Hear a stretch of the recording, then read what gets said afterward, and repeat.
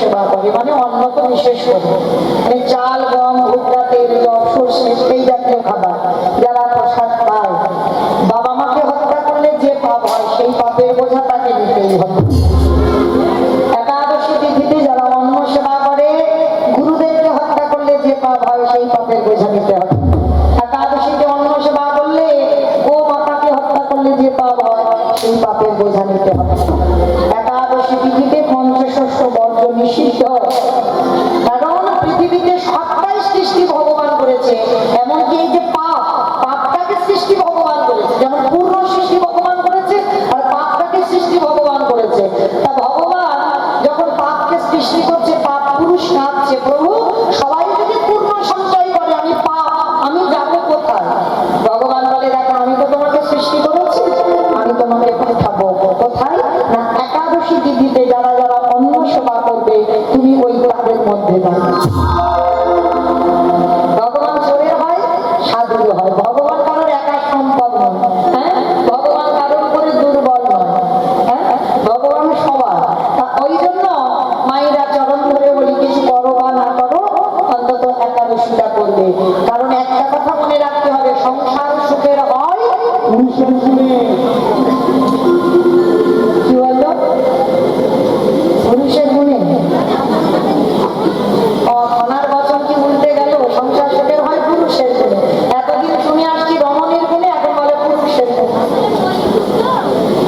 বলি না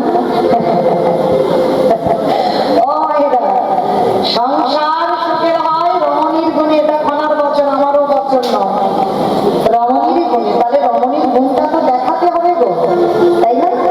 কৃষ্ণ ভগবান করে সংসারে আয়ু মিছে মায়ায় বদ্ধ হয়ে বৃক্ষ সম হইল, বললাম কৃষ্ণ দাস। তাহলে গন্ডগোল হয়ে যাচ্ছে কেন? একটা নারী দশভূজা দুর্গার অংশভূতা নারী পারে সংসার সামলাতে বাবা, যেটা পুরুষেরা পারে না। সংসার সামলায় নারী জাতি। কারণ এই নারীকে যদি কেউ মনে করে দুর্বল, ভুল হবে বাবা, নারী সব পারে। অসুরদের অত্যাচারে দেবতারা স্বর্গ ছাড়ে, দশভূজা দুর্গা যদি দশাতে অসুর নিধন না করতো, তাহলে বাবা দেবতারা যেত কোথায়?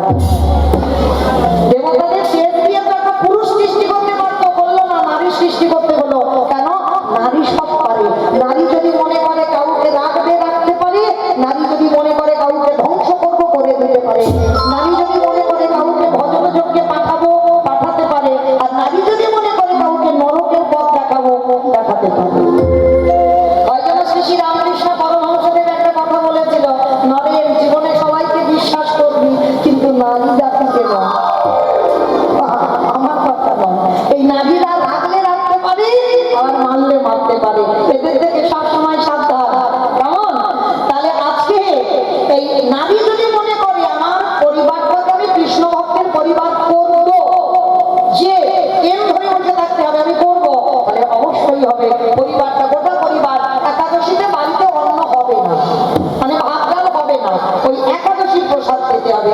একদিন খাবে না স্বামী, দুদিন খাবে না ছেলে মেয়ে, দেখবে তারপরে ঠিক পিছনে পিছনে জানবে মা তো আর করবেই না, যা বাইরে খেয়ে আয়।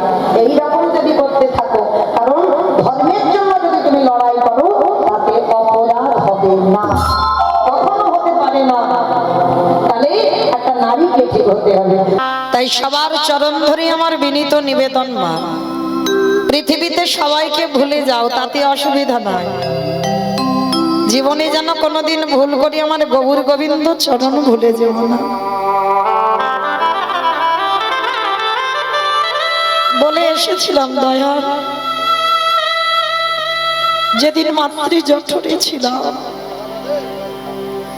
বড় কষ্ট, বড় জ্বালা, বড় যন্ত্রণা। বলেছিলাম দয়াময়, পৃথিবীতে গিয়ে আমরা কৃষ্ণ দাস হব। সবাই বলেছে মা, সবাই। এখানে কেউ যদি নাস্তিকও থাকে, ভগবান বিশ্বাস করে না, তিনিও কিন্তু বলেছেন যে পৃথিবীতে নিয়ে চলো, এই কষ্ট আমরা সহ্য করতে পারি না। ভগবান কৃপা করে পাঠালো মা, আর পাঠাবার পরে হয়ে গেলাম আমরা মায়ার দাস। আমার আমার করে মেতে রইলাম, কিন্তু আমার আমার ভগবান তো ভক্তের কাছে কিছু চাই না গো, কিছু চাই না। আমার ভগবানের একটাই ইচ্ছা, ওরে কলিরে জ্ঞানন্ধজি সারাদিনে সংসারের মায়ায় তোরা কাটায় দে, সারাদিনের মধ্যে একবার আমার চরণে বসি যদি একজন ভক্ত নয়ন জলে বক্ষ যুগল ভাষায় কৃষ্ণ তোমারে হলাম বলে, যদি কোন ভক্ত ডাকারে মতো ডাকতে পারে আমারে ভগবান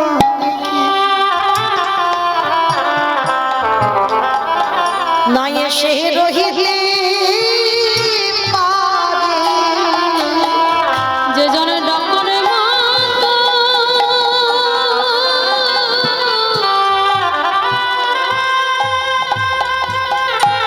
যে জন ডাকরে মতো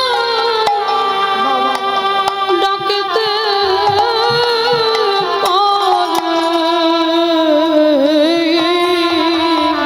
হরি বল আমার ভগবানকে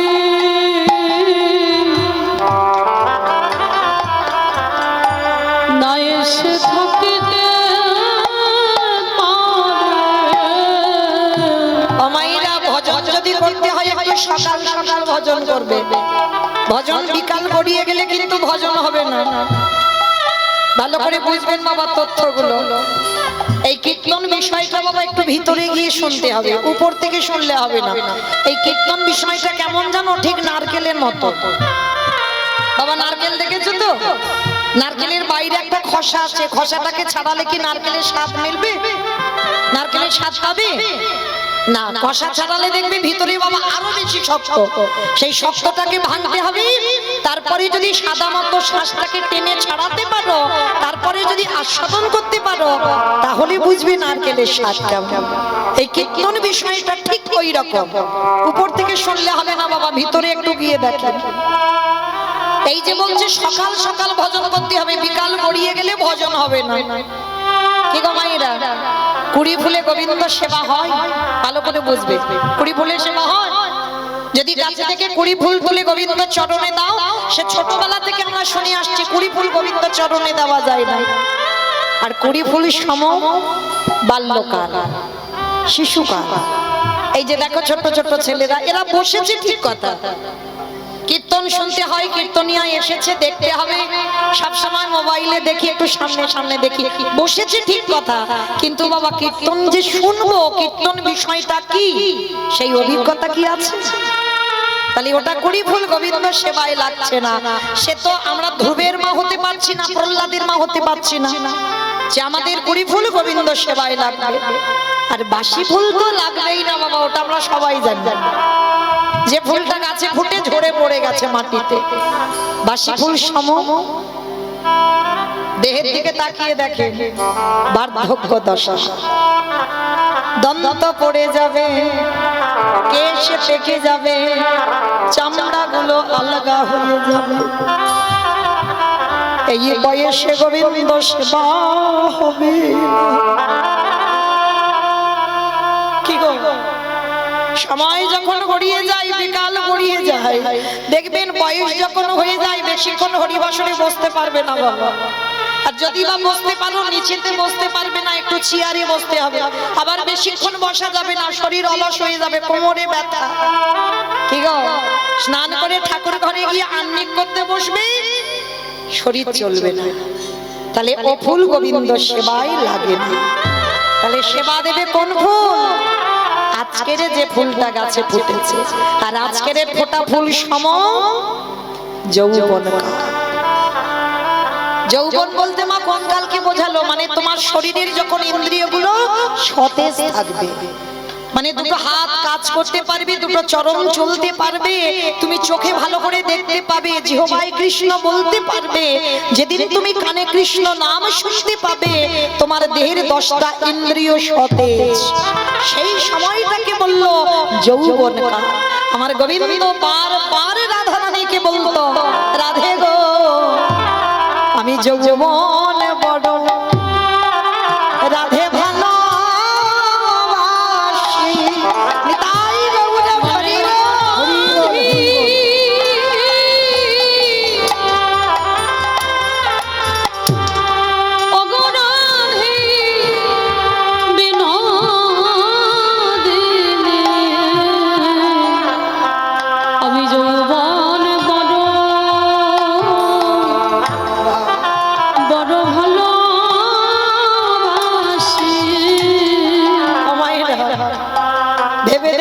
এই যৌবনে যদি চলে যায় আর কি গোবিন্দ সেবা দিতে পারবে?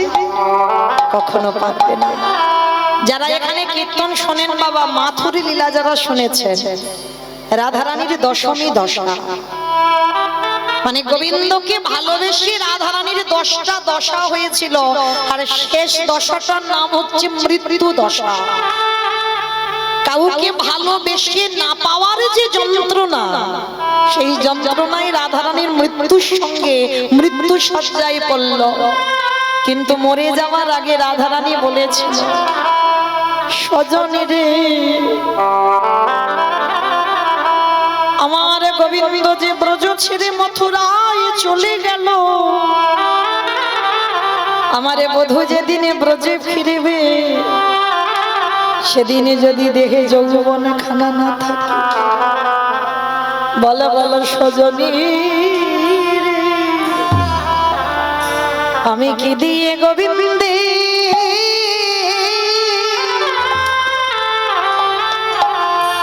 গোবিন্দের সেবা সেবা দিব, আমার যৌবনে জানি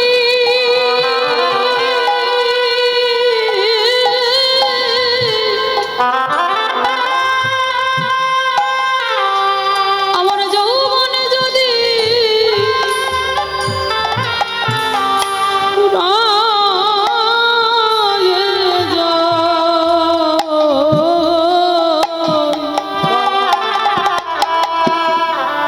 আমি কি দিয়ে গোবিন্দে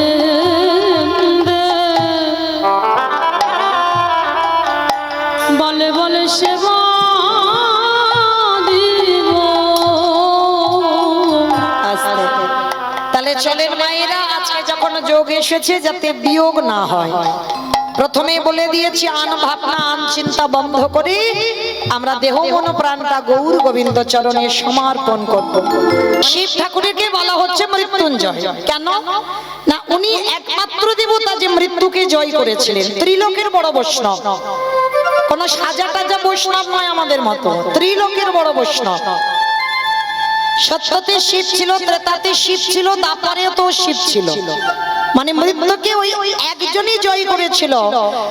আর ওই বাবা ভোলানাথ কলিযুগের মাটিতেই, আর কিন্তু শিব নয়, তিনি হলেন অদ্বৈত আচার্য গোসাই।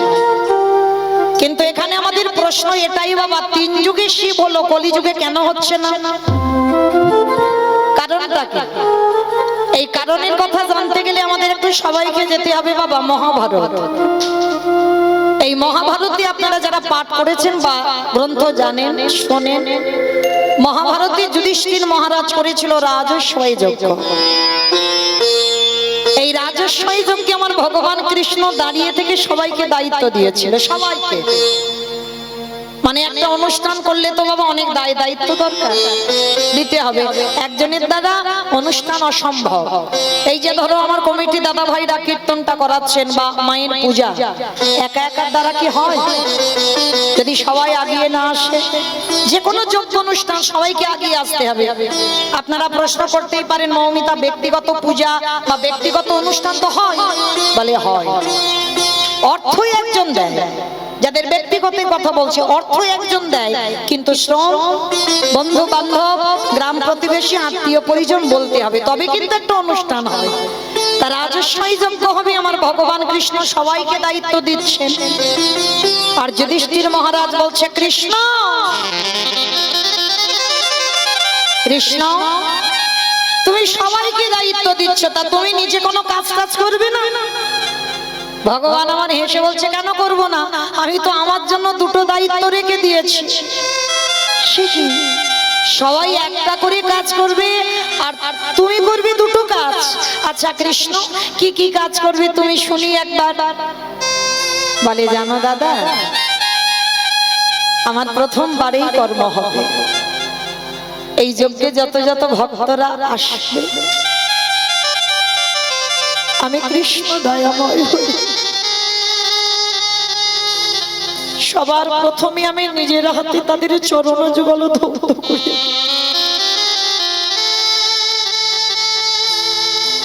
ভালো করে অনুভব করে দেখেন বাবা, যিনি বিশ্বের স্রষ্টা মালিক ভগবান, যার কোনো কিছু অভাব নাই, সেই ভগবান বলছে যত যত ভক্তরা যজ্ঞে আসবে আমি নিজের হাতে সবার চরণ যুগল ধোবাবো। শুধু এ কাজ নয়, আরো একটা কাজ করব। এই যজ্ঞে যত যত ভক্তরা এসে প্রসাদ পাবে আমি কৃষ্ণ দয়াময় ওই প্রসাদের পাতাগুলো নিজের হাতে তুলে নর্দমায় ফেলবো। অনেকে আছে না বাবা, একটু এঁঠো পরিষ্কার করতে ঘৃণাবোধ হয় মনের ভিতরে, কিন্তু না, ভগবান কি সমাজকে শিক্ষা দিচ্ছে দেখো, দুটো কাজ। প্রথমে পা ধোয়া আর দ্বিতীয় কর্ম হচ্ছে ভক্তরা প্রসাদ পেলে এঁঠো পাতা পরিষ্কার। এটা আমার কোনো বানানো কথা নয়, এটা গ্রন্থ প্রমাণ। তাহলে ভালো করে বিচার করে দেখেন, ভগবান হয়ে যার ইচ্ছাতে জগতে চলে, যে মনে করলে একটা সেকেন্ডে পৃথিবীটাকে ধ্বংস করে দিতে পারে, সেই ভগবান আজকের পা ধোয়ার দায়িত্বটা নিয়েছে কেন? এমনি এমনি নয় মা, নিজে আচরি ধর্ম জীবেরই শিখাই, নিজে না করলে ধর্ম জীবকে শেখানো না যায়। আগে আচরণ করতে হবে, আর তুমি যদি আচরণ না করো তুমি সমাজকে শেখাবে কি করে? তোমার আচরণ যদি ঠিক না হয় তাহলে তোমাকে দেখে শিখবে সমাজ কি করে? তুমি নিজে যদি কৃষ্ণ বলে না কাঁদো, তুমি যদি হা গৌর প্রাণ গৌর বলে না কাঁদো, তুমি যদি পিতামাতাকে সম্মান না করো, তুমি যদি সাধুগুরু বৈষ্ণব দেখলে নত না হও, তাহলে তোমাকে দেখে সমাজ শিখবে কি? তাহলে যারা যারা শিক্ষার জায়গায় দাঁড়ায় বাবা, আগে তাদেরকে ঠিক হতে হবে, তারপরে তুমি সমাজকে শিক্ষা দেবে। তাই তো ভগবান রাজস্বই যজ্ঞে বাবা আজকের পা ধোয়ার কাজ করছে। চরণ যুগল ধৌত করে আপনাদের আমাদের একটা শিক্ষা দিয়েছে। কি শিক্ষা জানো মা? আমরা এই কথাগুলো আর বিশ্বাস করি না, মানতে চাই না, কিন্তু চরণ ধরে বলে যাই, যদি অধম কীর্তনিয়ার কথা কারোর একটু মনে থাকে, যেন ভাববেন না আমি শিক্ষা দিতে এসেছি, আমি একটু মনে করাচ্ছি মাত্র। রাখা না রাখা সেটা আপনাদের ব্যক্তিগত, কিন্তু মনে রেখো মা, যদি কোনোদিন বাড়িতে সাধুগুরু বৈষ্ণব আসে, ব্রাহ্মণ বৈষ্ণব আসে, সবার আগে চেষ্টা করবে নিজের হাতে তাদের দুটো চরণ যুগল একটু ধৌত করে দিতে। বছরন্ত যদি গুরুদেব ঘরে আসে, সবার আগে দুটো চরণ ধৌত করে দেবে। এখানে অনেকে প্রশ্ন করতে পারেন, মৌমিতা আমার বাড়িতে ঠিক ঠিক সাধুগুরু বৈষ্ণব পেয়ে উঠি না, বা আমার গুরুদেব দেহ রেখেছেন আর তো গুরুদেব নেই, তাহলে চরণ ধোয়াবো কার? তারও উপায় ভগবান বলে দিয়েছে। যে যার ঘরের বাবা মা যদি থাকে বা শ্বশুর শাশুড়ি যদি থাকে, আমার কথা নয় মা, আমি শাস্ত্রের বাইরে একটা কথা বলছি না, একটা কথা বলবো না, যদি বাবা মা শ্বশুর শাশুড়ি জীবিত থাকে, কারণ যারা হারিয়ে ফেলেছ হাজার দিন মাথা ঠুকে কাঁদলেও আর পাবে না, যাদের আছে তাদের বলছি একটু যত্ন করে রেখে দিন ওই দুটো চরণ মূল্যবান। 10 মাস 10 দিন গর্ভে ধরে তো রেখেছি, বড় মূল্যবান ওই দুটো চরণ। ছিলাম কোথায় গো? শুনে ঘুরে বেড়াচ্ছি। মা যদি গর্ভে ধারণটা না করতো 10টা মাস, আমরা যেতাম কোথায়? ভগবান সুদামাকে প্রথমেই বলেছে বলেছিল পৃথিবীতে সব থেকে বড় গুরু যে যার ঘরের বাবা মা। ভাগবত বলছে, ভগবান সুদামাকে বলেছে সবার আগে বড় গুরু বাবা মা, তারপরে গুরু হলো শিক্ষা গুরু, দীক্ষা গুরু, তারপরে গুরু হলাম আমি ভগবান। একবারও কৃষ্ণ নিজেকে বলেনি আমি সব থেকে বড় গুরু, আগে বাবা মার জায়গাটা দিয়েছে। যেতে হবে না নবদ্বীপ, বৃন্দাবন, হরিদ্বার, দক্ষিণ ভারত, পশ্চিম ভারত, কোথাও যেতে হবে না।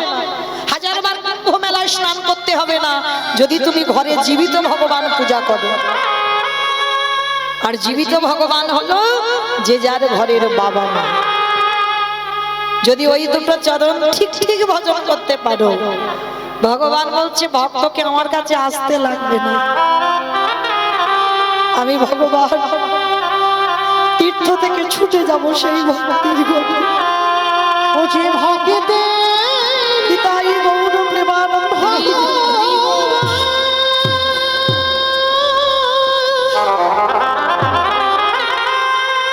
ও যে ভক্তিতে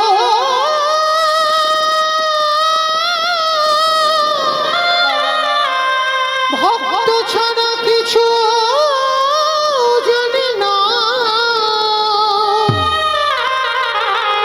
তাই তো যুগে যুগে ও যে ভক্তের কাছে ছুটে আসে। তাই সবার চরণ ধরে নিবেদন, যাদের আছে একটু যত্ন করে রেখে খেলায় হারিয়ে দিও।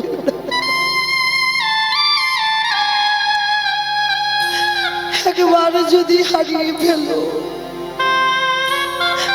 হাজার দিন কাঁদলেও আর ফিরে পাবে না। ভগবানের সমাজকে শিক্ষা দেবার জন্য আজকের পা ধোবার দায়িত্বটা নিয়েছে। শুধু পা ধোবাচ্ছে না, ভক্তদের এঁঠো পাতা পরিষ্কার করছে, আর তার ভিতরে ওই ভক্তদের থালা থেকে এঁঠো তুলে কৃষ্ণ আমার সারা গায়ে মারছে। যুধিষ্ঠির মহারাজ আড়াল থেকে দেখে কৃষ্ণকে ডেকেছিল, কৃষ্ণ ভক্তদের পা ধোয়াচ্ছে, সেগুলো মেনে নেওয়া যায়, ভক্তদের এঁটো পাতাগুলো নর্দমায় ফেলছিস মেনে নেওয়া যায়, কিন্তু কৃষ্ণ ভক্তদের এঁটোগুলো গায়ে মাখছিস কেন?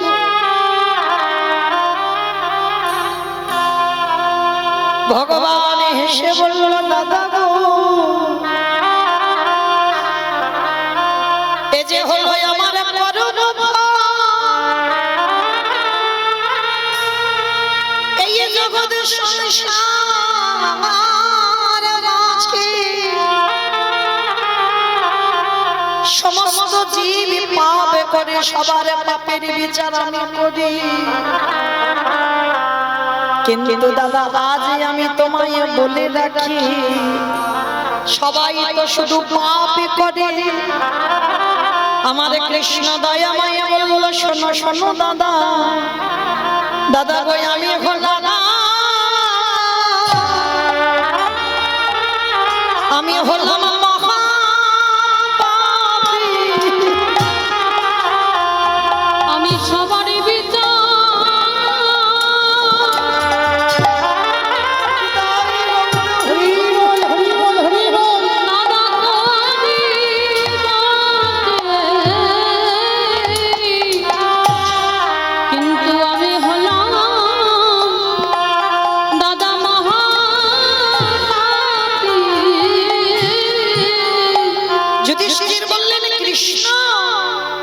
নিজেকে পাপী বলছিস কেন?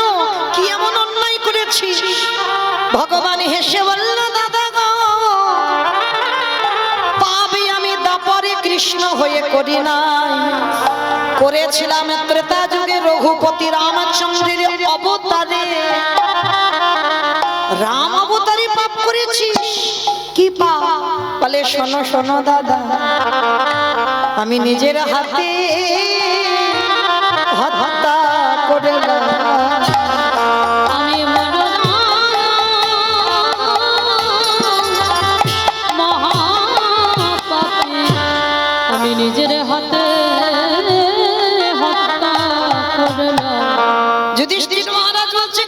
তুই কৃষ্ণ হয়ে অপরাধ করিসনি, তাহলে কোন অবতারে? বলে দাদা রামচন্দ্রের অবতারে অপরাধ করেছিলাম। কি অপরাধ? বলে নিজের হাতে রাবণকে বধ করেছিলাম। হরি বল। কে করেছিল? রঘুপতি রামচন্দ্র। এই যে পূজাটা হচ্ছে মা, এটা অকাল বোধন। এই যে দুর্গা পূজা, এটা হচ্ছে অকাল বোধন। কে করেছিল? রঘুপতি রামচন্দ্র। পূজাটা রঘুপতি রাম করেছিল। কেন করেছিল? সীতামাকে উদ্ধার করবার জন্য। রাবণ রাজা যখন সীতামাকে নিয়ে চলে গেল বাবা, তখনই তো করেছিল রামচন্দ্র। বিভীষণ বলেছিল, প্রস্তাবটা বিভীষণ দিয়েছিল, রাবণের ভাই। প্রভু, সীতামাকে উদ্ধার করার একটা উপায়, তোমাকে শক্তি আরাধনা করতে হবে। আর মায়ের পূজা যারা করে এটাকে শক্তি আরাধনা বলে। শক্তি আরাধনা না করলে শক্তিমান হওয়া যায় না। তা রামচন্দ্র বলেছিল, দেখো বিভীষণ, আমি যে দুর্গা পূজা করব, আমার দলে যারা আছে সবাই বানর আর মানব, আমার দলে তো ব্রাহ্মণ কেউ নেই। তখনই বিভীষণ হেসে বলেছিল, প্রভু গো, একটা কথা বলি তোমায়, ব্রাহ্মণ যদি প্রকৃত ব্রাহ্মণ পেতে চাও, একজনই আছে প্রকৃত ব্রাহ্মণ। কে সে? বিভীষণ। বলে আমার জ্যেষ্ঠ দাদা রাবণ। যেই না রাবণ বলেছে, রামচন্দ্র চমকে উঠেছে। বিভীষণ বলছো কি? রাবণের মৃত্যুর জন্য দুর্গা পূজা করব, রাবণ পূজা করতে আসবে, এটা সম্ভব? মায়েরা এই জায়গাটা খুব ভালো করে মন দিয়ে শুনবেন। যেহেতু মায়ের পূজা হচ্ছে, আমাদের একটু বলাটা দরকার, একটু জানাটাও দরকার। কেন দুর্গা পূজা? তা বলছে রাবণের মৃত্যুর জন্য পূজা, আর রাবণ আসবে পূজা করতে, এটা সম্ভব? এটা কোনোদিন হয়? বিভীষণ বলল, প্রভু গো, পুরোহিত কাকে বলে জানো? পুর মানে নগর, হিত মানে মঙ্গল। যিনি গোটা নগরের মঙ্গল কামনা করে সেই তো হয় পুরোহিত। তাহলে গোটা গ্রামের মঙ্গল যিনি করবে, যেটা যে ব্যক্তি গোটা গ্রামের মঙ্গল চাইবে, তাকেই তো পুরোহিত বলে। বলে প্রভু, একবার তুমি আমার দাদাকে খবর পাঠাও, দেখবে আমি কথা দিলাম আমার দাদা রাবণ দুর্গা পূজা করে যাবে। তাহলে নিমন্ত্রণে যাবে কে? রামচন্দ্র বলছে, লক্ষণ যাও, তুমি গিয়ে রাবণকে নিমন্ত্রণ করে এসো, যেন আমার দুর্গা পূজাটা করে দিয়ে যায়। হরি বল। আর তখন রাবণ আর মন্দোদরী, তাদের দশাটা কেমন জানো? মন্দোদরী রাবণ রাজার বড় স্ত্রী, পাট রানী। রাবণের তো অনেক স্ত্রী, 10,000। হরি বল। 10,000 স্ত্রী ছিল, তার মধ্যে প্রথমা আমার মন্দোদরী মা, পঞ্চসতীর মধ্যে একটা সতী। সেই মন্দোদরী মা 1 লক্ষ ছেলে আর 1.25 লক্ষ নাতি হারিয়ে কাঁদছে। কি গো মাইরা, একটা ছেলে হারালে বলি আর ভগবানের ডাকবো না?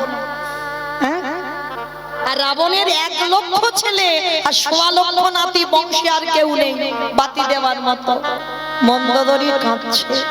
আর ঠিক সেই সময় লক্ষণ আসছে, কিন্তু মনে মনে লক্ষণের ভয় একটা আছে। কি ভয় জানো? রাবণকে নিমন্ত্রণ করতে গিয়ে আর আমাকে একা পেয়ে যদি মারামারি শুরু করে দেয়। ওই জন্য কি করেছে বাবা, চুরি করে একটা কোমরে লুকিয়ে, মানে তীর ধনুক নিয়ে যায়নি তো, নিমন্ত্রণ করতে কেউ তীর ধনুক নিয়ে যায়? যায়নি তো, কোমরের ভিতরে করে চুরি করে একটা ছুরি নিয়ে গেছে, মানে যদি লড়াই করে ওই ছুরিটা নিয়ে একটু লড়তে পারবে। তা রামচন্দ্র তো অন্তর্যামী ভগবান, বুঝতে পেরে গেছে। পুরোহিত নিমন্ত্রণ করতে যাচ্ছ, তুমি আমার কোমরের মধ্যে ছুরি নিয়ে যাচ্ছ, ফেলে দাও, নিয়ে যেও না। আমি বলছি তুমি নিমন্ত্রণ করে এসো, তোমার সঙ্গে যুদ্ধ দ্বন্দ্ব কিছু হবে না। কিন্তু তথাপিও লক্ষণ মনে মনে ভয়, দাদার কথা শুনলো না, চুরি করে নিয়ে গিয়েছিল ছুরিটা, কেউ জানে না, লুকানো ছিল। এইবার দরজায় গিয়ে লক্ষণ ডাকছে, মা মা। যেই না মা মা আওয়াজ শুনতে পেয়েছে, মন্দোদরি পাগলিনী এলু থেলু বেশে ওই দরজার ধারে দাঁড়াইয়ে দেখে না লক্ষণ দাঁড়াইয়ে আছে। কিরে দেখতে এলি বুঝি? 1 লক্ষ ছেলে আর 1.25 লক্ষ নাতি হারিয়ে কেমন আনন্দে বসে আছে। আয় এলি যখন, আয় আমার ঘরে আয়। সিংহাসনে ডেকে লক্ষণকে বসিয়েছে। সব থেকে বড় শত্রু ঘরে এসে বসলো। দেওয়ালেরও কান আছে বাবা। হঠাৎ এক পরিচারিকা গিয়ে খবর দিয়েছে মহারাজ, রাবণ রাজাকে, মহারাজ মহারাজ এক্ষুনি দেখিলাম তোমার সব থেকে বড় যে শত্রু সেই রামচন্দ্রের ভাই লক্ষণ তোমার বাড়িতে ঢুকলো। যখনই রাবণ শুনেছে না, রাবণের তো বিশাল বড় চেহারা, অনেক লম্বা চওড়া মানুষ, আর সেই চেহারা নিয়ে ঊর্ধ্বশ্বাসে ছুটতে ছুটতে আসছে। আর দরজা এসে লক্ষণকে দেখা মাত্র চমকে উঠেছে। চমকে উঠলো কেন জানো? দেখছে মন্দোদরি পাত্রে করে জল এনে লক্ষণের চরণ দুটো সিংহাসনে বসিয়ে ধৌত করছে। সেই রূপটা দেখে রাবণ মন্দোদরিকে ডেকে বলছে, ওগো মন্দোদরি,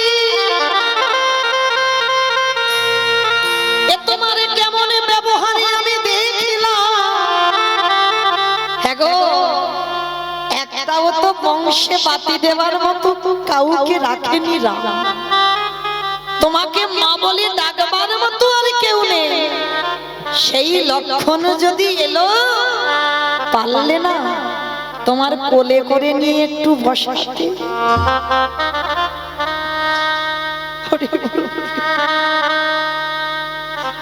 পারলে না তোমার কোলে করে বসাতে, সিংহাসনে বসাতে হলো। আর হ্যাঁ গো, তোমার চোখের জলের এত অভাব পড়ে গেল, লক্ষণকে সিংহাসনে বসিয়ে ঘটিতে করে জল দিয়ে ধোয়াচ্ছ কেন গো? পারলে না লক্ষণের দুটো চরণ বুকে ধরে তোমার চোখের জল দিয়ে তার দুটো চরণ ধৌত করে। মন্দোদরি গো,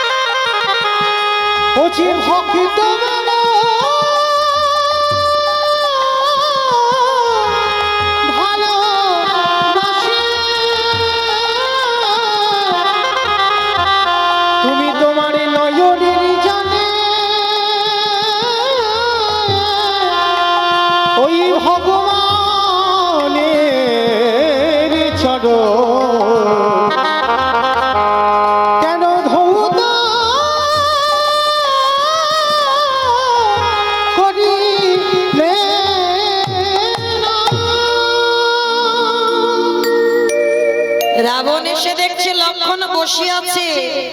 সেই রাবণ এসে দুটো হাত বাড়িয়ে বলছে, লক্ষণ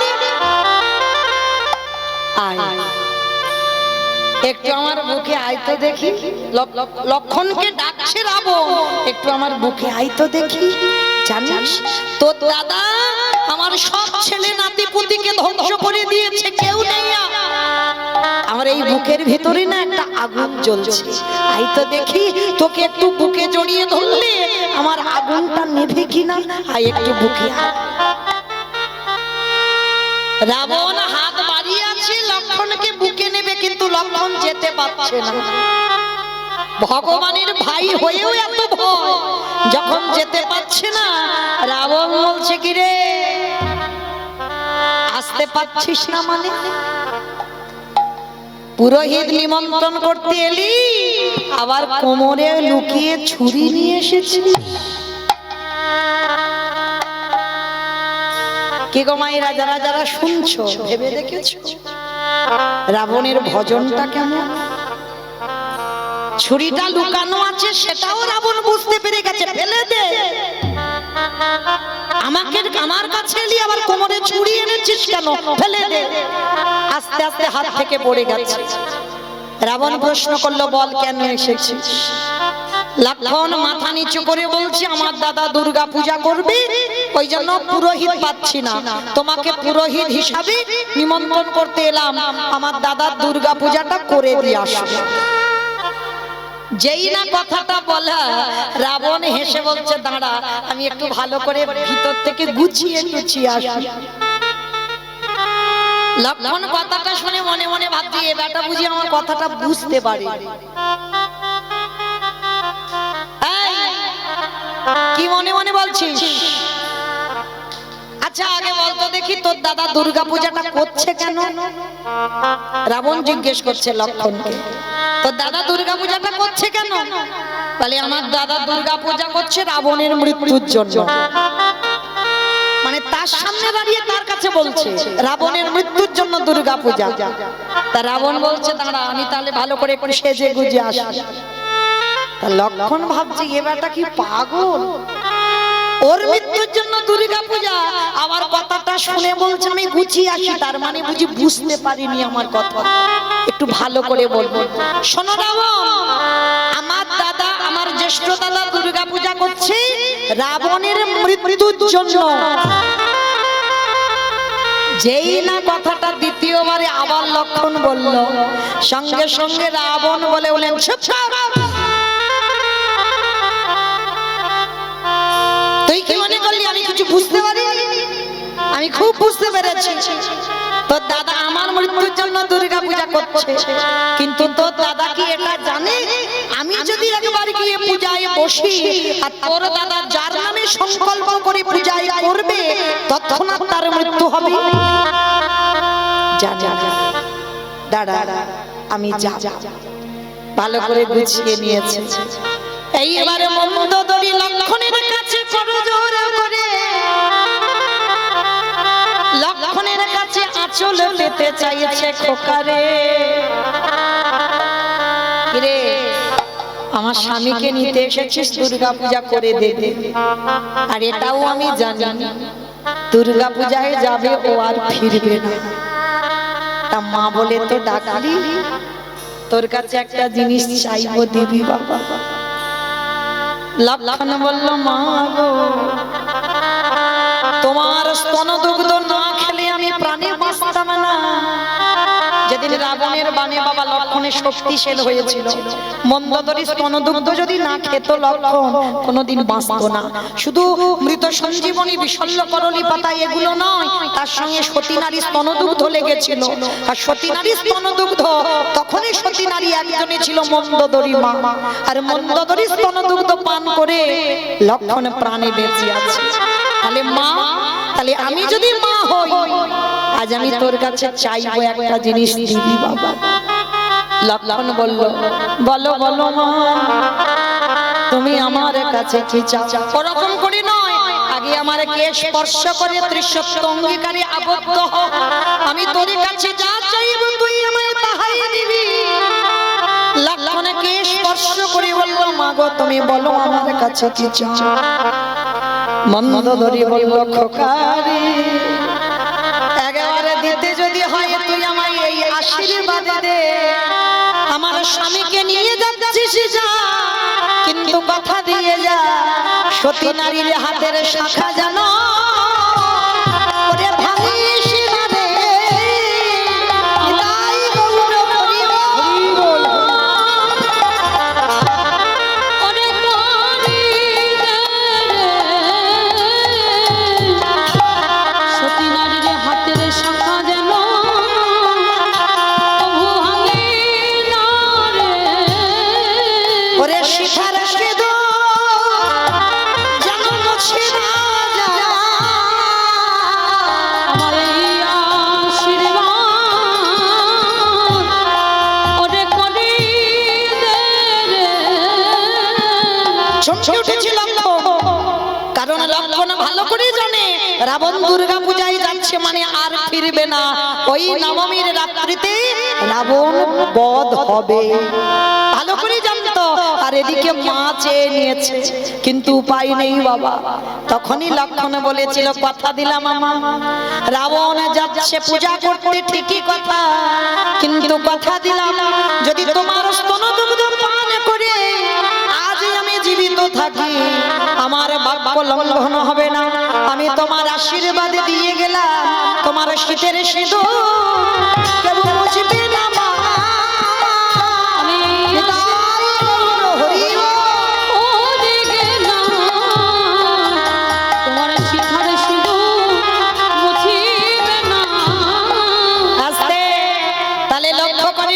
পরবর্তী দিনে রাবণ গেল দুর্গা পূজায় আর ফিরে আসে, কিন্তু পরবর্তী দিনে মন্দোদরী শীতের সিঁদুর হাতের শাখা ভাঙলো না।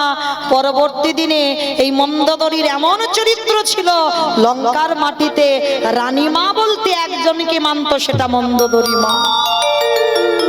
পরবর্তীতে বিভীষণের সঙ্গে বিবাহ হলো, কিন্তু বিভীষণের সঙ্গে বিবাহ হলে কি হবে? শুধু সমাজের মঙ্গলের জন্য। শীতের সিঁদুর হাতের শাখা পড়েছিল, কিন্তু বিভীষণের সঙ্গে আর কোনো সম্পর্ক ছিল না, শুধু সমাজের মঙ্গলের জন্য মন্দোদরী মা বাধ্য হয়েছিল, জগতের মঙ্গলের জন্য। কিন্তু সতী নারী যারা হবে, স্বামী ছাড়া, সে যত অসৎ হোক, স্বামী ছাড়া কাউকে আর মন দিতে পারবে না। কিন্তু বিভীষণের সঙ্গে বিবাহ শুধুমাত্র একটাই কারণে হলো, প্রজাদের মঙ্গলের জন্য, প্রজাদের ইচ্ছা পূরণের জন্য। তাহলে লক্ষ্য করে দেখেন বাবা, সেই রাবণকে মেরে রামচন্দ্রের মাথা থেকে পায়ের নখ পর্যন্ত পাপী হয়ে গেল। আর সেই পাপ ধুচ্ছে কবি কৃষ্ণ অবতারে যুধিষ্ঠির রাজস্বয় যোগে। যারা যারা শুনছেন বুঝতে পেরেছেন না? যেখান থেকে গিয়েছিলাম আবার ঘুরে ফিরে সেখানে এলাম। তার যুধিষ্ঠির যজ্ঞে ভগবান কৃষ্ণ পা ধোয়ার কাজ করছে। অগ্নিদেব, পবনদেব, বরুণদেব, ইন্দ্র, ইন্দ্রাণী, ব্রহ্মা, সাবিত্রী, শিব, দুর্গা সব পরপর লাইন দিয়ে আছে। আর কৃষ্ণ একে একে ডাকে পা ধোয় আর যজ্ঞের ভিতরে ঢোকায়। এমন সময় জগৎজননী মা দুর্গা আমার বাবাকে ডাকছে, প্রাণনাথ, ও প্রাণনাথ, এদিকে এসো, এইদিকে এসো।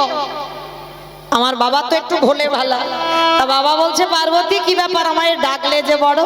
তা পার্বতী বলছে, প্রাণনাথ চলো এবার আমাদের লাইনে দাঁড়াতে হবে, কৃষ্ণ পা ধোবাবে, পা দুটো একটু ধুইয়ে নি।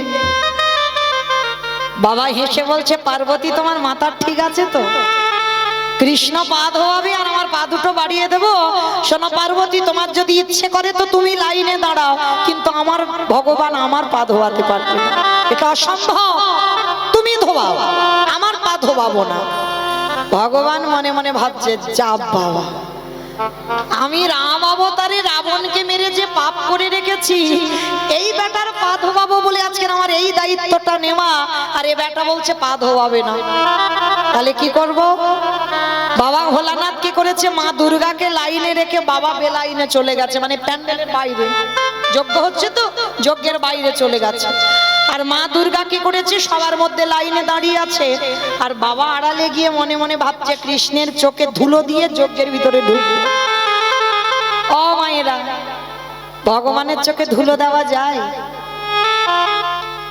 এই যে আমি কীর্তন গাইছি না, মনে মনে করছেন উপরে দাঁড়িয়ে আছি, মোটামুটি দেখতে শুনতে সবাইকে পাচ্ছি, কিন্তু আমার চোখে ধুলো দেওয়া যায়। কিন্তু যে ছেলেটা বাঁশিটা বাজাচ্ছে না,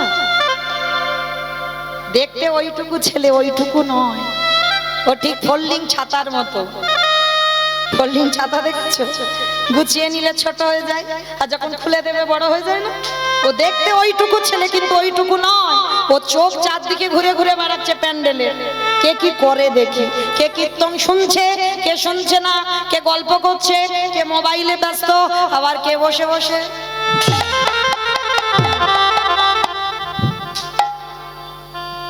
আমি নয়, ভগবান দেখছে, আর দেখে হিসাব করে খাতা কলমে বাড়িতে পৌঁছে দেবে।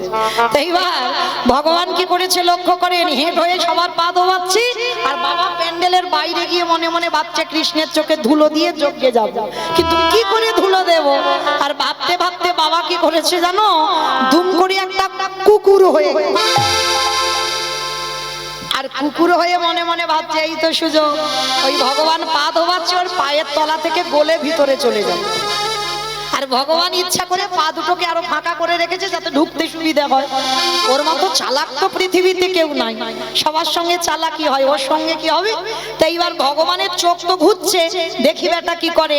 আর বাবা কুকুর হয়ে পিছন থেকে গুটি গুটি করে আসছে, আর ভগবান ইচ্ছা করে মাথাটা হেঁট করে আছে যাতে বুঝতে পারে কৃষ্ণ অন্য মনস্ক হয়ে আছে। আর বাবা কি করেছে, কুকুর হয়ে সবে মাথাটাকে পায়ের ভিতর দিয়ে, আর যেই না পায়ের ভিতরে দেওয়া ভগবান চালাকি করে হাঁটু দুটো নিয়ে কুকুরের কানের কাছে, এইবার দেখ কেমন লাগে। আর যেই না কানের কাছে চেপে ধরেছে, কুকুরের যদি কানে চেপে ধরা যায় কুকুর কি করবে? কেউ কেউ করবে না, বারবার বলছে কৃষ্ণ ছেড়ে দে, কৃষ্ণ ছেড়ে দে, কৃষ্ণ ছেড়ে দে। বলে ছাড়বো বলে ধরি নাই। হে বৈষ্ণব গোসাই, হে বৈষ্ণব গোসাই, তোমার মতো বৈষ্ণবীর দুটো চরণ ধোয়ালে বোধহয় কম হতো, তাই তো কৃপা করে করুণা করে তুমি আমার জন্য এক্সট্রা দুটো জুড়ে দিয়েছো। আমার বুঝেছো? শিব ঠাকুরের কটা পা? দুটো পা। আর কুকুরের কটা পা? কুকুরের 5টা পা। ওর ডায়মন্ড হারবারে বুঝি হয় 4টে পা। তাহলে ভগবান বলছে শোনো, আমি ভেবেছিলাম দুটো পা ধোবালে বোধহয় ঠিক হবে, কিন্তু তুমি আমার কথা ভেবে আরো দুটো এক্সট্রা জুড়েছো। এবারে দাও দাও ছাড়ো, তুমি বাড়াই দাও, নিতাই গৌর হরি বল, হরি বল।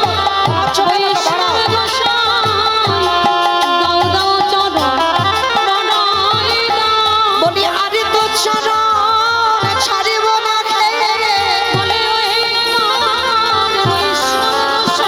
বলি এই প্রতিজ্ঞা করে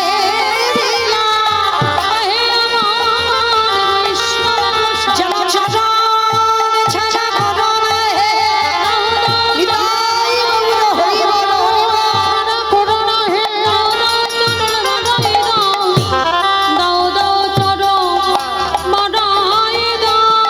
আস্তে। এইবার ভগবান কি করেছে, মোটা দড়ি নিয়ে কুকুরের 4টে পা বেঁধে দিয়েছে। আমার কুকুরের পা বেঁধে দিলে আর কিছু করতে পারবে? শুধু নয়ন জলে ধুলায় গড়াগড়ি দিচ্ছে। কৃষ্ণ দয়াময় মা সবার পা ঘটিতে করে ধোয়াচ্ছে। আর বৈষ্ণবের বেলা কি করেছে জানো? ভগবান রূপী বৈষ্ণবকে সেবা করবে বলে আজ কুকুর রূপী ভোলানাথের 4টে চরণ এক জায়গা বেঁধে দিয়েছে। আর বেঁধে দিয়ে কুকুরের 4টে চরণ কৃষ্ণ বুকে ধরেছে। বুকে ধরে কিসের জলে চরণ ধোয়াচ্ছে? বাহ্যিক জগতের কোনো জল নয়, খাল বিল নদী নালা পুকুর ঘাট এসব জল নয়। তাহলে কোন জল ভোলানাথের চরণে দিল? ভগবান আমার চোখের জলে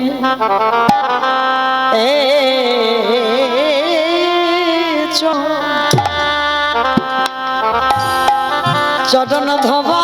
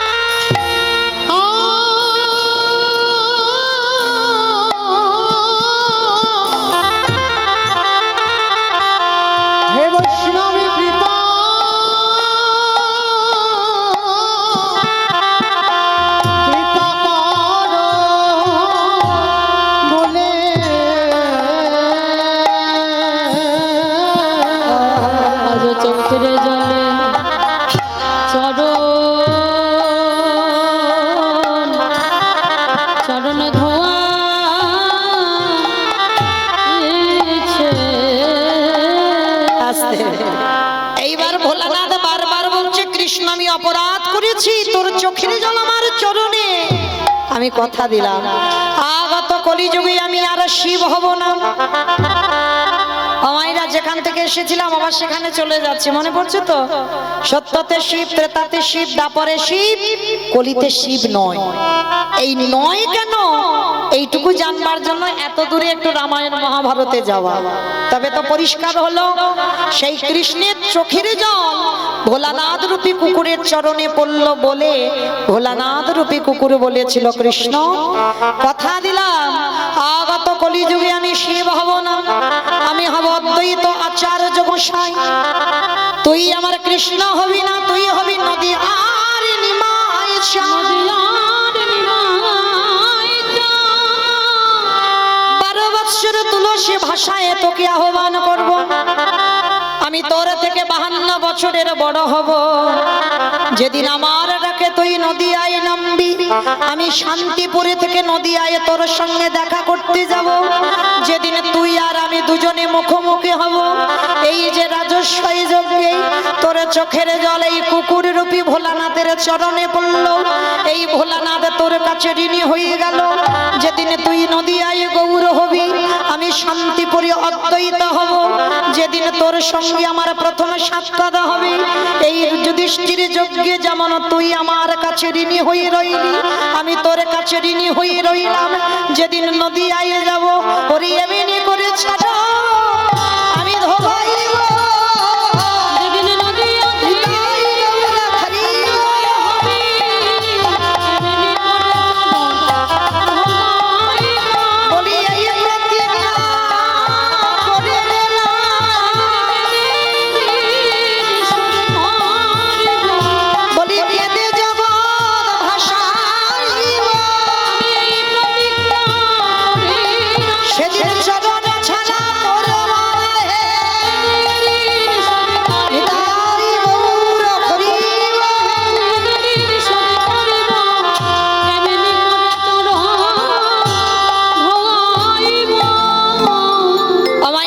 পরিষ্কার বোঝা গেল, সেই চৈতন্য মহাপ্রভু অদ্বৈত আচার্যের ডাকে এলেন। আর এসে কি করলো? কেহ বলে পুরবেদী রাবণ বধিলা, কেহ বলে পুরবেদী। আমার উলু কই? মাঠে মাঠে। আমার মাঝে মাঝে কমে কমে যাচ্ছে কেন, একটু জোরে দাও একভাবে। কেহ বলে পুরবেদী রাবণ বধিলা,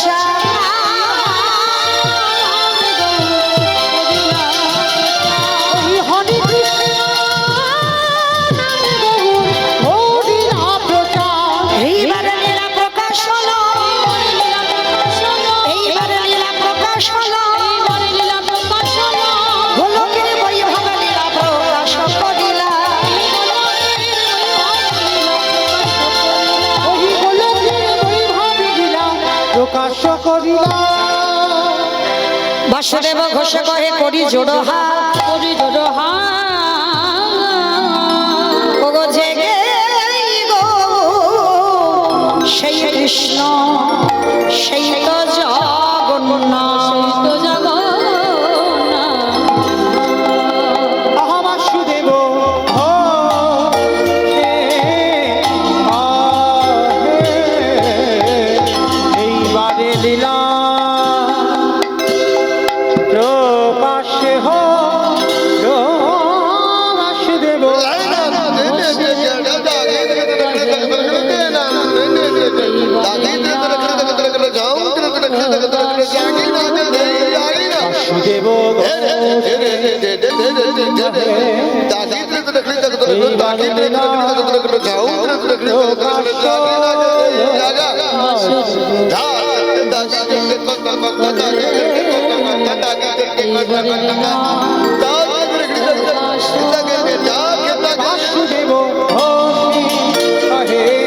এইবার লীলা প্রকাশ হলো। বাসুদেব ঘোষে কহে এবার লীলা প্রকাশ হলো। বাসুদেব ঘোষে কহে এইবার লীলা প্রকাশ হলো। বাসুদেব ঘোষে কহে এবার লীলা প্রকাশ হলো। আরে বাসুদেব ঘোষে কহে এইবার লীলা প্রকাশ হলো। বাসুদেব ঘোষে কহে এইবার লীলার প্রকাশ হলো রে। ওগো বাসুদেব ঘোষে রাধে, চলুন এবার আমরা যাবো মধুময় সুধাম বৃন্দাবন ধাম। এতক্ষণ যখন ছিলাম সবাই একবার দেখি প্রেম সে বলে তো গৌর সুন্দর কি, নবদ্বীপ ধাম কি, সচির নন্দন কি, ধ্বনিটা হলো কি, এটাও জয়। আমি বললাম ধ্বনিটা হলো কি, এটাও জয়। এটা জয় নয়, একটু প্রেম সে দিতে হবে। এত জোরে দাও, কত দূর যাবে জানো? রানীহাটি চলে যাবে। রানীহাটি যাবে যাবে বাবা, যাই হোক মনে স্পিড আছে, বিশ্বাস আছে, যাব। আর পূজার সময় বলে আরো স্পিডে যাবে। বেশ, সবাই দেখে একবার হাত দুটো তোলো, দেখি একবার প্রেম সে বলো জোরে। গৌর সুন্দর কি, নবদ্বীপ ধাম কি, সচির নন্দন কি, বিষ্ণু প্রিয়া কি, ভক্তবৃন্দ কি, হরিবাস ধাম কি, সাধু গুরু বৈষ্ণব কি, আপন আপন গুরু চরণ কি, ভক্তবৃন্দ কি, কমিটি ভাই সব কি, দুর্গা মাতা কি, নিতাই গৌর প্রেমানন্দে। বেশ, চলো এবার আমরা একটু বৃন্দাবন যাব। আর যেতে গিয়ে একটা ভজন গাইতে গাইতে যাওয়া হোক, আমি তো।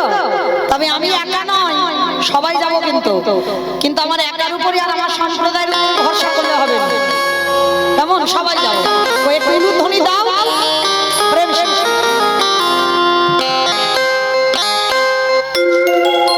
জয় রাধে শ্রী রাধে,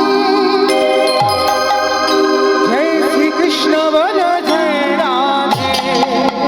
রাধে শ্রী রাধে, জয় শ্রী কৃষ্ণ বলো জয় রাধে। জয় রাধে শ্রী রাধে, জয় শ্রী কৃষ্ণ বলো জয় রাধে।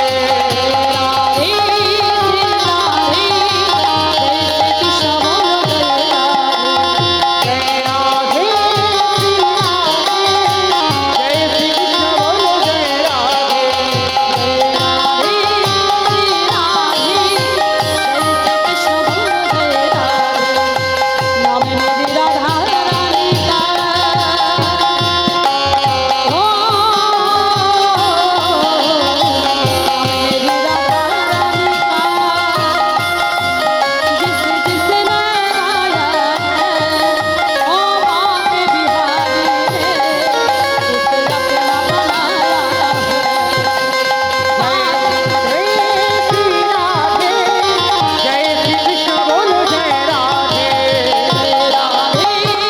রাধে।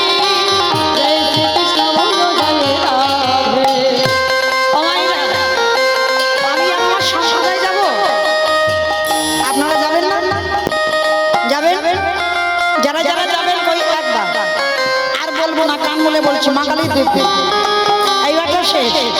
সবাই দেখে একবার হাত দুটো তোলেন সবাই একসঙ্গে।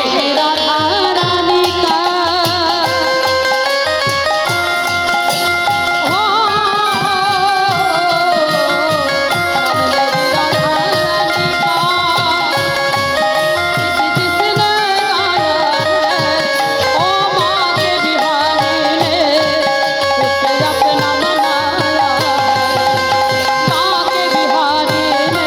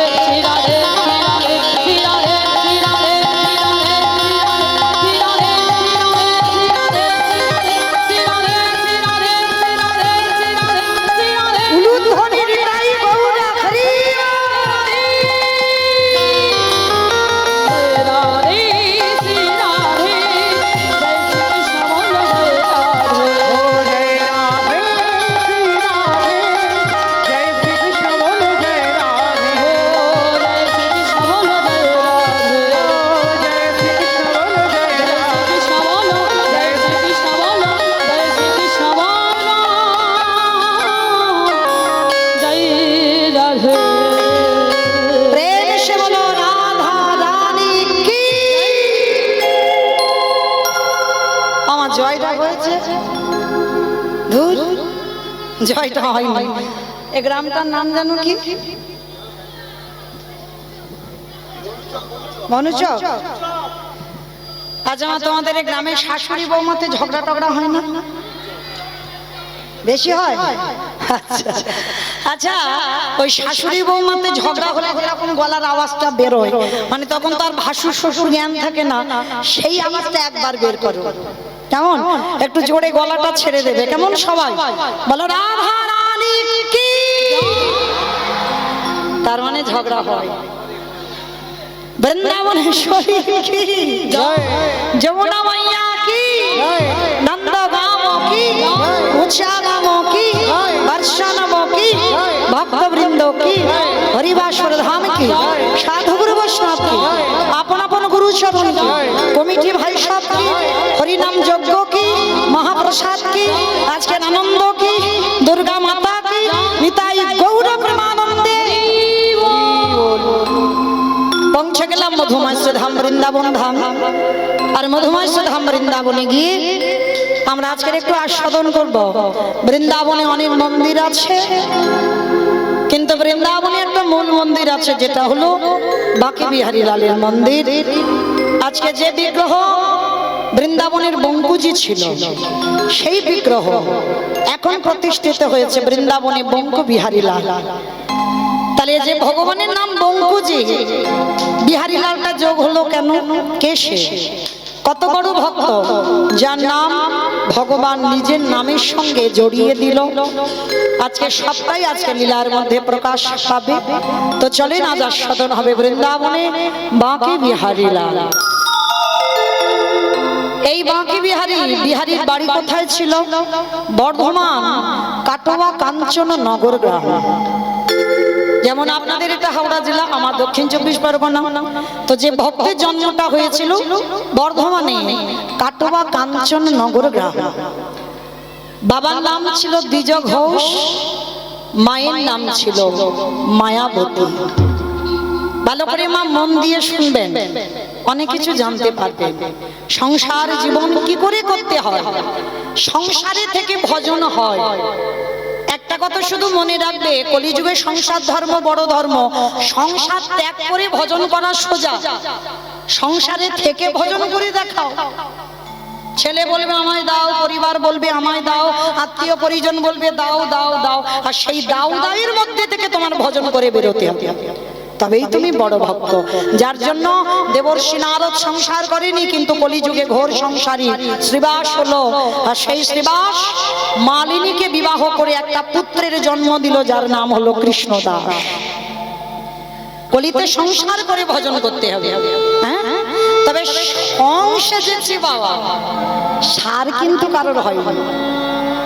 এই যে আপনারা আমরা সবাই বলি না আমরা সংসারী গো, সংসারী না, তুমি সার নয়। প্রথমে বলেছে কীর্তন নারকেল। কি গো মাইরা, এই যে বড়াই করে বলছো সংসার করছি সংসার করছি, সার হচ্ছে? সংসেজেছো, আমরা সংসেজেছি, সার হয়নি। সার কখন হবে? অমাইরা ঢেকি দেখেছো? ঢেকি দেখেছো? এখন আর তো নেই, সব ঘরে ঘরে মিক্সচার মেশিন হয়েছে, ঢেকি লাগে না। কিন্তু তখনকার দিনে সেই পৌষ সংক্রান্তিতে পিঠে পুলি হতো, তখন ঢেকিতে মা চাল কুটাতে যেত, দেখতাম তখন অনেক ছোট। তো সেই ঢেকি জ্বালা দেখেছি আমরা। ঢেকির গড়ের কাছে দেখবেন একজন বসে থাকে, চাল হোক গম হোক যা কিছু দেবে ওই ঢেকির গড়েতে, আর দুইজন পাত দেয় কি না? আর দেখবেন দুইজন পাত দিচ্ছে, যা তাদের কিন্তু শরীরে একটা তাল আছে, দেখবেন তালে তালে পাটা দেয়, আর ঢেকিটা ওই গড়েতে গিয়ে একবার করে পড়ছে। আর যিনি গড়ের কাছে বসে থাকে একবার করে ওই চাল হোক গম হোক একবার করে ঘুরিয়ে ঘুরিয়ে দেয়, দেখবেন ঘুরিয়ে দেওয়া হয়। তা এক সংসারী মা ওই ঢেকিতে চাল কুটাতে গেছে, হঠাৎ স্বামী এসে বলছে, হ্যাঁ গোবিন্দি, আমি যে অফিসে যাব বা কাজে যাব, জামা কাপড়গুলো তো পাচ্ছি না, রেখেছো কোথায়? তা মা কাজ করে যাচ্ছে, বলছে দেখো আজকে না আমার বড্ড একটু কাজের চাপ, তুমি একটা কাজ করো, ওই আল্লাহতে গুছিয়ে রেখেছি জামা কাপড়টা পরে তুই একটু চলে যাও। হয়ে গেল। আবার একটু পরে ছেলে এসেছে, মা খিদে পেয়েছে, খেতে দাও তাড়াতাড়ি। মা বলছে বাবা আমার হাত জোড়া, আমার বড্ড কাজের চাপ, তুই একটু ওই পান্তা ভাত আছে বেড়ে খেয়ে নে তো দেখি, আমাকে জ্বালাস না। আস্তে মা এত কথা বলে যাচ্ছে, বলো তো দেখি মার মনটা কোথায় আছে? থাক, থাক, থাক, থাক। মার মন নাকি ফোনের দিকে আছে? বলো কোথায় আছে? হ্যাঁ, ঢেকি গড়ের দিকে। মন কিন্তু স্বামীর দিকে যায়নি, মন ছেলের দিকে যায়নি, মন আছে গড়ে। কেন? গড়ে যদি মনটা না থাকে বাবা, হঠাৎ এসে ঢেকিটা পড়বে, যদি অন্য মনস্ক হয়ে যায়, আর ঢেকি যদি হাতে পড়ে যায় তাহলে কি হবে? হাত ফুলে হরিবোল হয়ে যাবে। হ্যাঁ, ওই জন্য ভয় সবসময় গড়ের দিকে মনে রেখে ছেলে সংসারের জন্য কথা বলে যাচ্ছে, কিন্তু মন ছেলের দিকে যায়নি, মন স্বামীর দিকে যায়নি। তত্ত্বটা কি বোঝালো? যারা আমরা সংসার জীবনে ডুবেছি, সংসার সমুদ্রে হাবুডুবু খাচ্ছি, দেহটাকে রেখে দাও সংসারে। ছেলেকে সংসারে দাও, দেহটাকে সংসারে দাও, ছেলের দিকে দেহটা দিয়ে দাও, স্বামীর দিকে দেহটা দিয়ে দাও, কিন্তু খবরদার মন যেন না যায় স্বামীর দিকে, মন যেন না যায় ছেলের দিকে, মন যেন ঢেকির গড় সমান গোবিন্দ চরণে থাকে। আর যে যে সংসারী ঢেকির গড় সমান গোবিন্দ চরণে মনে রেখে দেহটা সংসারী দিয়ে সংসার করতে পারবে, তারই অচিরে কৃষ্ণ প্রাপ্তি হবে। ওই মনে গোবিন্দ সেবা করিলে অচিরে কৃষ্ণ প্রাপ্তি হবে। আস্তে, তাহলে চলো আজকের লীলার মধ্যে সবটাই জানতে পারবো আমরা, সংসার জীবনে থেকে কি করে ভজন করা যায়। মায়াবতী ঘোষ আর দ্বিজ ঘোষ, এদের দুই লোকের সংসার মাধুকরী করে যা কিছু পায় ভগবানের সেবায় লাগায়। একদিন মায়াবতী হঠাৎ স্বামীর চরণ ধরে একটা প্রার্থনা, স্বামী জীবনে তোমার কাছে কিছু চাই, আজ আমি কিছু চাইবো, তুমি দেবে। সে কি গো মায়া, এত বছর আমাদের সংসার, জীবনে কোনোদিন কিছু চাওনি, তা আজকের কি এমন হলো তুমি চাইছো? স্বামী বলছিলাম কি, আজকে তুমি আছো আমি আছি, আমার প্রভুর সেবা হচ্ছে। যেদিন আমরা দুই লোকে থাকবো না, আমার প্রভুর সেবাটা দেবে কে গো? যখনই কথাটা বলা, দ্বিজ ঘোষ বলে উঠলেন, মায়াবতী ছি ছি ছি, এত কিছু চাইবার ছিল, তুমি চাইতে পারলে না, আর শেষে তুমি আমার কাছে সন্তান চাইছো। খবরদার, সন্তানই সুখ নেই, আচ্ছা শুধু জ্বালা কষ্ট ব্যথা বেদনা চেও না, শুধু ডাকার মতো ডেকে যাও, ফলের আশা করো না। কে গো মা, আমরা তো ফলের জন্য ভগবানের ডাকি, ঠাকুর তুমি এটা দাও আমি তোমায় এটা দেব, তাই না? মানত করি, তুমি যদি আমার মনের আশা পূর্ণ করে দাও 5 কিলো বাতাসার হরি লুট দেব। কিংবা মানত করেন না? যারা জ্ঞানী ভক্ত তারা জীবনে মানত করে না। কি গো, মানত করতে হয়। তিনি যদি অন্তর্যামী হয়, ভক্তের অন্তরের কথা সব জানে, ভগবানের কাছে কেন বলবো কষ্ট করে? সে জানে না আমার মনের ভিতরে কষ্টটা কি, আমার মন কি চায়, আমার মনের জ্বালাটা কি, সব জানে, কিছু বলতে লাগে না। ভগবান বলছে কর্ম করে যা, ডাকার মতো ডেকে যা, ভালোবাসার মতো বেসে যা। আর ডাকা যদি ঠিক হয়, ভালোবাসা যদি ঠিক হয়, একদিন না একদিন ভগবান ঠিক আসবে। আর মায়া, তুমি কেন ভুলে যাচ্ছ? তুমি তো আমার বউ নয়, তুমি তো আমার স্ত্রী নও। কি গো মা, এখানে আমরা এতগুলো নারী জাতি আছি, আমিও একজন নারী জাতি। এখানে যারা আমরা আছি আমরা সবাই বউ, আমরা স্ত্রী, আমরা সহধর্মিণী অর্ধাঙ্গিনী এখানে হতে পারিনি। তবে হ্যাঁ, হতে হয়তো পেরেছি, হয়তো এতজনের মধ্যে একটা মিলবে কি তা সন্দেহ। সহধর্মিণী তাকে বলবে স্বামী অসৎ পথে যাবে, কুসঙ্গ কুনেশা, কৃষ্ণ নাম ভজন করে না, হরিবাসরে যায় না, একাদশী করে না। যদি তুমি সেই স্বামীর চরণ যুগল ধরে স্বামীকে কৃষ্ণ ভজনে ঠেলে দিতে পারো, তবেই জানবে তুমি হয়েছো সহধর্মিণী। স্বামীর ধর্মের কাজে সাহায্য করতে হবে। আজকে লক্ষ্য করে দেখি, মায়াবতী মা বলল, বেশ, তুমি যখন বলছো আমি আর ভগবানের ডাকবো না, বলবো না, জামাই কিছু ছাড়ো, চল চল, সময় হয়ে গেছে, প্রভুর আরতি করতে হবে, তুমি জোগাড় করে দেবে, আমি ভগবানের পূজায় বসবো, আমি ভগবানের আরতি করব। বেশ, চল চল। স্বামী স্ত্রী দুজনে মিলে ভগবানের সেবা পূজা করে। বলো কেন আমারে মা বলে না, আমি কেঁদে কেঁদে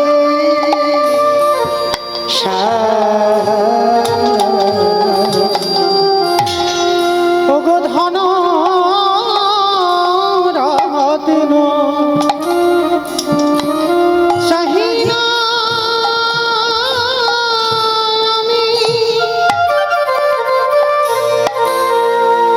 তুমি কৃপা করো,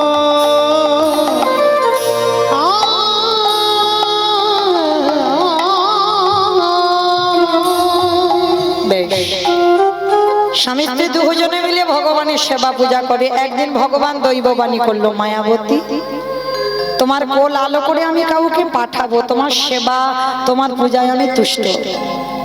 তবে মায়াবতী, তোমার কপালে একটা লেখা আছে, সন্তান পাওয়ার পর, গর্ভে ধারণ করবার পর তোমার কপালে যে লিখন আছে তোমাকে মেনে নিতে হবে। এই দুজনের মধ্যে একজনকে তোমায় বেছে নিতে হবে। যদি তুমি স্বামীকে বাঁচাতে চাও, চিরজন্মের মতো গর্ভের সন্তান গর্ভেই মারা যাবে। আর যদি তুমি তোমার সন্তানটাকে বাঁচাতে চাও, চিরজন্মের মতো তোমার স্বামীর মৃত্যু হবে। চিৎকার করে বলে বলে না, দয়াময়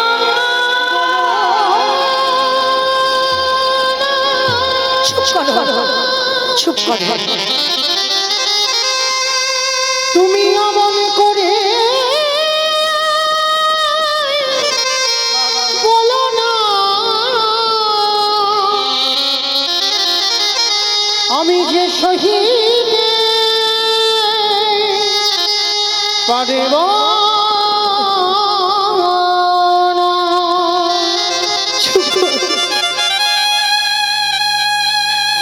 সন্তান চেয়েছি আমার জন্য নয়, সন্তানে চেয়েছি আমার অবর্তমানে তোমার সেবার জন্য। আর তার জন্য তুমি আমার কাছ থেকে স্বামী কেড়ে নেবে না? মা, এটাই তোমার অদৃষ্টি রেখা। সন্তানকে রাখতে গেলে তোমার স্বামীর মৃত্যু হবে, আর স্বামীকে বাঁচাতে গেলে তোমার সন্তানের মৃত্যু হবে। বলো তুমি দুজনের মধ্যে কাকে চাও?